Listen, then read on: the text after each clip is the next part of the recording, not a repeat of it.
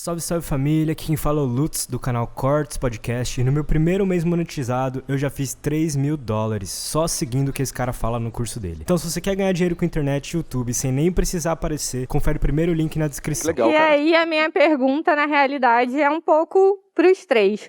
Com essa rotina tentando ser um pouco mais produtivo, com tanta coisa que vocês têm para fazer, vocês trabalham muito com a oratória, a comunicação e a voz de vocês.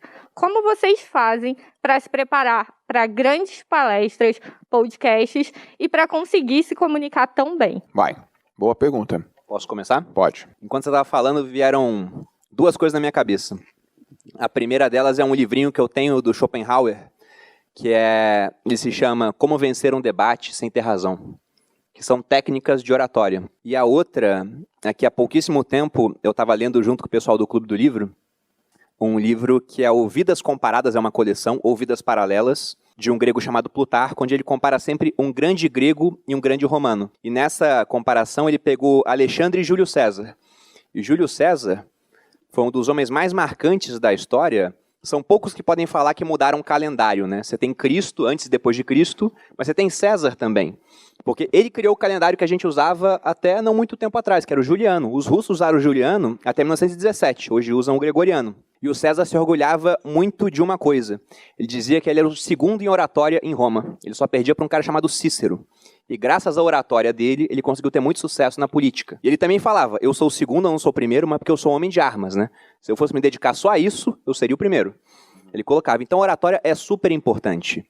E eu sei disso hoje mais do que nunca, mas eu sempre valorizei uma oratória boa porque eu tinha admiração por quem falava bem. Então como que eu faço para me preparar? Eu ensaio. A Malu sabe disso. Eu ensaio, eu fico falando sozinho, fico repetindo, eu mexo a boca, assim, enquanto eu estou ensaiando mentalmente. Ela sabe que eu estou fazendo um discurso mental comigo mesmo. Então eu gosto muito disso. E sempre que eu vou fazer alguma coisa, eu também imagino, por exemplo, num podcast, se eu dou uma resposta, eu já gosto de imaginar qual é a possível réplica daquela pessoa para que eu tenha melhores argumentos. Então, o meu truque para isso é óbvio, é a preparação. Eu levo muito a sério as apresentações quando eu vou fazer, porque por mais que eu seja um cara bom de improviso, eu sou muito melhor se eu não tenho que improvisar. Se eu já sei qual é a pauta, qual é o assunto, eu consigo preparar, eu consigo buscar referências, frases de efeito, e isso deixa o discurso, logicamente, muito melhor. Mas eu pego tempo para isso mesmo. Eu gosto de ter essa preparação.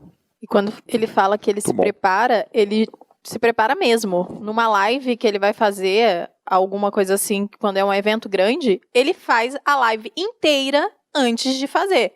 Então, as pessoas acham, o Bruno entrou lá naquela live ao vivo, de alguma forma, e arrasou. Não, ele passou 2h30 fazendo a live antes, real, assim, oficial. E posso responder agora, depois você fica por último?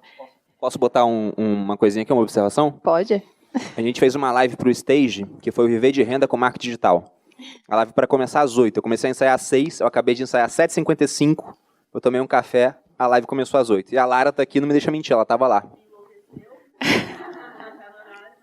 Mas saiu de uma maneira magnífica, porque eu ensaiei antes. Se não tivesse ensaiado, não seria tão bom.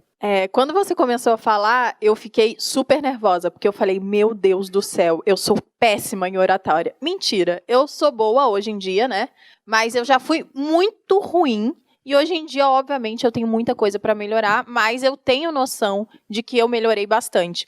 E eu não fiz nada para isso. Eu acho que o que eu fiz de principal, assim, foi me atentar ao que eu fazia já antes. Então, eu me preocupei com a forma como eu falava as palavras.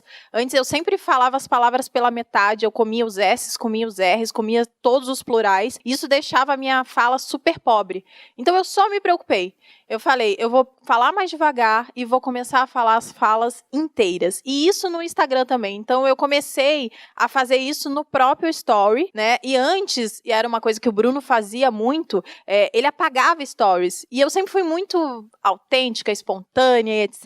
Eu falava, não, eu não vou apagar. As pessoas gostam disso em mim. Mas eu estava errada. Porque tudo bem eu ser autêntica, espontânea, etc.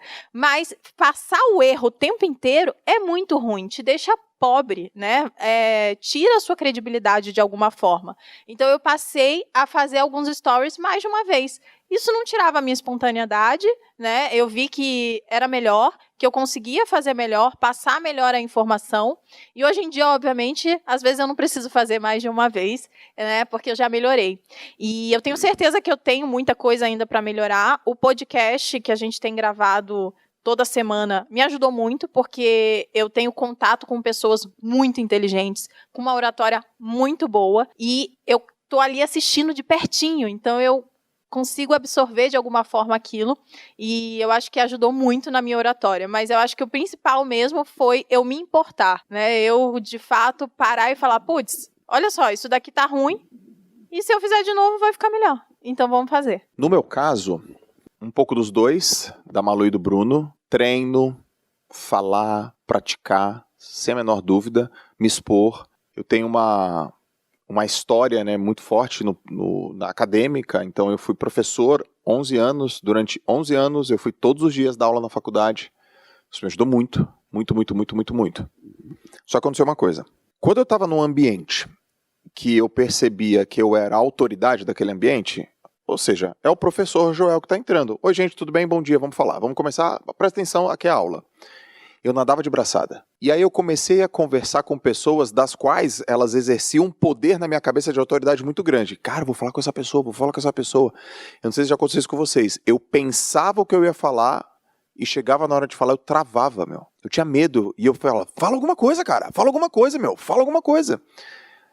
E aí eu fui, vamos dizer assim, destravado. Eu fui iluminado por uma frase do Aristóteles, que é assim, ó, o segredo da comunicação não é falar para as pessoas, é falar com as pessoas. E foi ali. Eu falei, preciso falar com as pessoas. E eu tenho um jeito, eu tenho uma tatiquinha, vamos dizer assim. Eu sempre faço perguntas. Quando eu entrei aqui para falar com vocês, eu fiz perguntas. Não sei se vocês repararam. Oi, gente, tudo bem? Vocês moram onde? De onde vocês vieram? Sério? Tão longe? Você. E quando eu estou falando com as pessoas, eu percebo que o canal fica muito mais simples, muito mais fácil, eu relaxo. E aí conecta. E foi isso. Então, o grande, vamos dizer assim, meu grande elemento de oratória é falar com as pessoas e não falar para as pessoas, treinar.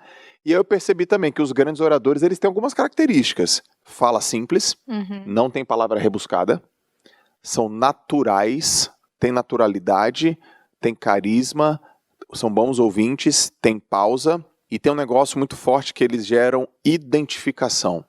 Vamos pegar um comunicador aqui, tipo o Whindersson Nunes.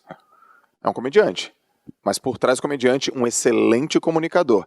Então quando ele fala da história lá do rico e do pobre, quem é rico se identifica quando ele dá o exemplo. Quem é pobre se identifica quando ele dá o exemplo. Então a identificação faz a galera fixar. Então ter bons exemplos, ter colocações que fazem parte do contexto, isso faz uma boa comunicação. E aqui, ó, nunca falei isso, mas vou falar. Se alguém me perguntasse, Joel, qual é a sua arma de guerra poderosa? Não é meu foco, não é minha disciplina, não é minha alta performance. A minha arma mais poderosa é a minha comunicação. Foi ela que me trouxe e está me levando em vários lugares. Aí ter um podcast como esse melhora essa arma. Aí falar no YouTube, melhora isso. Então você cria situações que potencializam o seu, o seu ponto forte.